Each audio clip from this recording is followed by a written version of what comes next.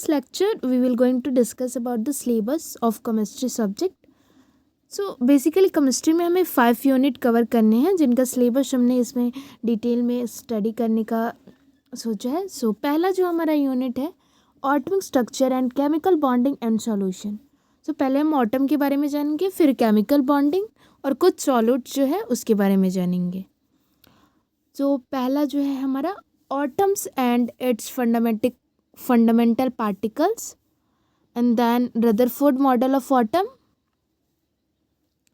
and then we will study about the Bose theory, hydrogen spectrum explanation based on Bose model of atom. उसके बाद wave mechanical model of atom, de Broglie relationship, Heisenberg uncertainty principle, quantum numbers, shapes of atomic orbitals, Pauli's exclusion principles, Hund's rule of maximum multiplicity, aufbau principle, electronic configuration. So ये सारे details हम जानेंगे atomic structure के बारे में. Now chemical bonding का जो हमारा पार्ट है वो है हमारा ये कॉन्सेप्ट ऑफ केमिकल बॉन्डिंग या concept of chemical bonding, causes of chemical bonding, and then types of bonds जैसे कि ionic bond, covalent bond, polar and non polar covalent bond, coordinate bond. So these is and dipole movement, hydrogen bonding. और उसके बाद हम आ जाएंगे solution पे. तो solution में हमें सॉल्यूट और सॉल्वेंट के बारे में पढ़ना है और उससे रिलेटेड स्ट्रेंथ जैसे कि मोलारिटी, नॉर्मेलिटी एंड मोलालिटी. सो ये 3 टर्म्स हमें पढ़ने हैं सॉल्यूशन से related. And eight the and Indian chemistry के बारे में हमें पढ़ना है थोड़ा सा, जो कि आचार्य कनाड के द्वारा एटम के बारे में जो भी फिलॉसफी दी गई है उसके बारे में.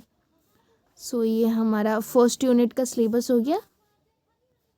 Then second unit. So second unit में है हमारा वाटर. वाटर जो है उसमें हमें सोर्स ऑफ वाटर के बारे में पढ़ना है. देन हार्डनेस ऑफ वाटर, जो कि 2 तरह के होते हैं, परमानेंट एंड टेम्पररी हार्डनेस. और उसके बाद degree of hardness in terms of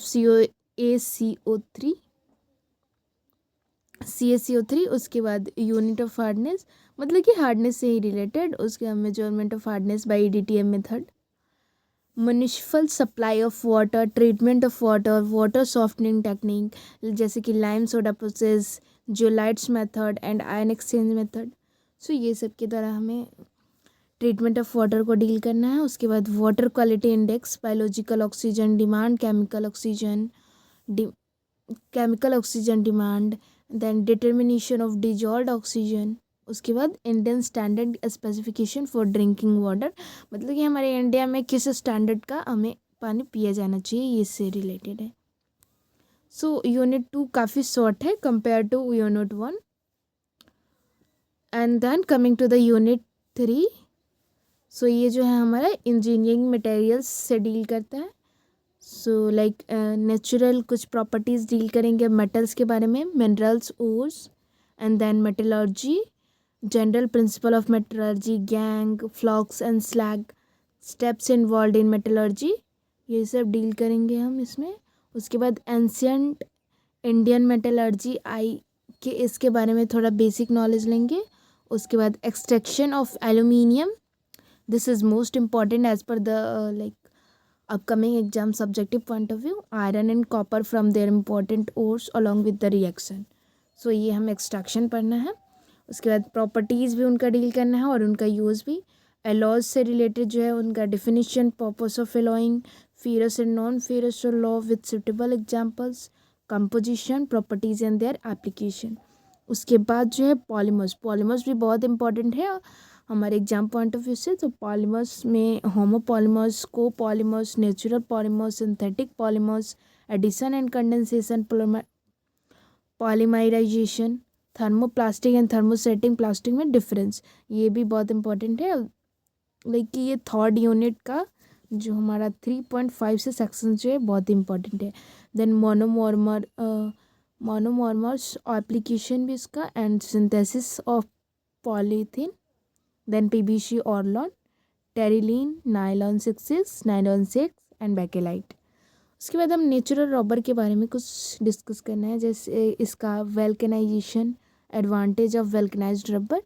ये छोटा सा टॉपिक है, नेचुरल रबर के बारे में डील करना है। तो ये जो है हमारा यूनिट 3 का सिलेबस हो गया। Now we will discuss of unit 4। So ये है हमारा यूनिट 4 जिसका नेम है सॉलिड स्टेट।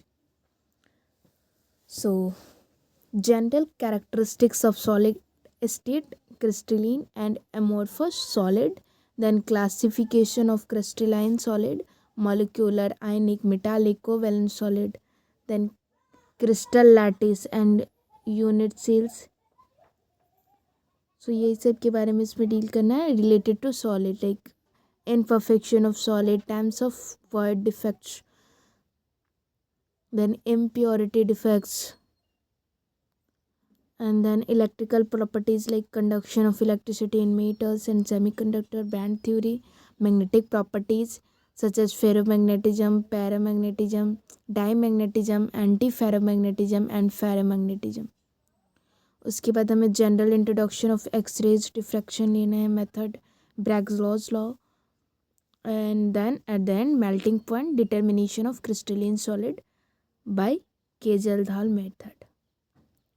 सो ये जो है हमारा लास्ट टॉपिक है। सो ये जो हमारा 4th यूनिट है वो एग्ज़ाम पॉइंट ऑफ व्यू से इतना इम्पॉर्टेंट नहीं है, बट या ऑब्जेक्टिव एग्ज़ाम में ऑब्जेक्टिव पॉइंट ऑफ व्यू से इम्पॉर्टेंट है। सब्जेक्टिव से इससे कुछ ज़्यादा क्वेश्चन नहीं आते, बट फिर भी इसे हम बहुत ही अच्छे से डिटेल में स्टडी करेंगे।